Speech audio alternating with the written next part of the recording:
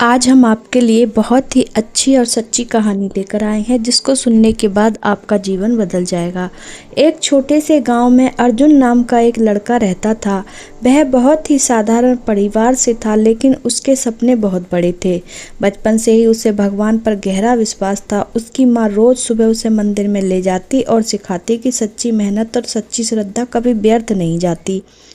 समय बीतता गया और अर्जुन बड़ा हुआ।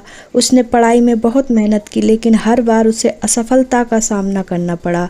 कभी परीक्षा में कम अंक आते तो कभी कोई और समस्या आ जाती और धीरे धीरे उसका आत्मविश्वास टूटने लगा। उसने भगवान से सवाल करना शुरू कर दिया, मैं इतनी मेहनत करता हूँ फिर भी मुझे सफलता क्यों नहीं मिलती।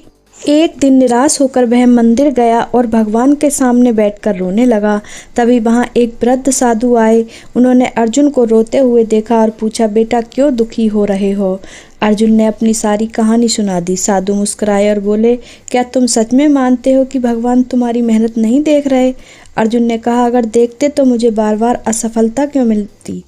साधु ने पास रखे एक पत्थर की ओर इशारा किया और बोले, इस पत्थर को देखो। जब मूर्तिकार इसे तराशता है तो वह बार बार उस पर चोट करता है। हर चोट दर्द देती है, लेकिन वही चोट उसे एक सुंदर मूर्ति बना देती है।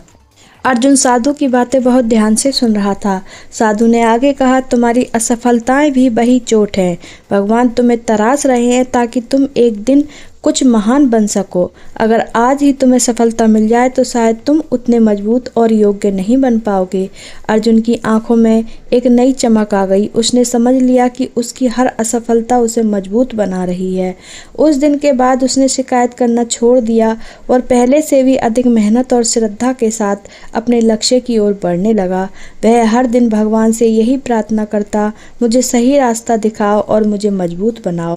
कुछ समय बाद उसकी मेहनत रंग लाई। उसने अपनी परीक्षा में सफलता प्राप्त की और गांव में उसका नाम होने लगा। लेकिन अब वह पहले जैसा नहीं था।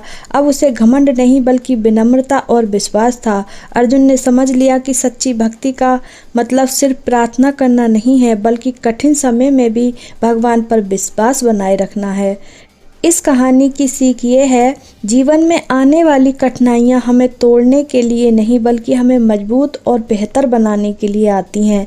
अगर हम भगवान पर विश्वास रखकर मेहनत करते रहें तो सफलता देर से ही सही लेकिन मिलती ज़रूर है। अगर पोस्ट अच्छी लगे तो कृपया लाइक करें, चैनल को सब्सक्राइब करें और ऐसी ही कहानियाँ सुनने के लिए आगे कमेंट करें।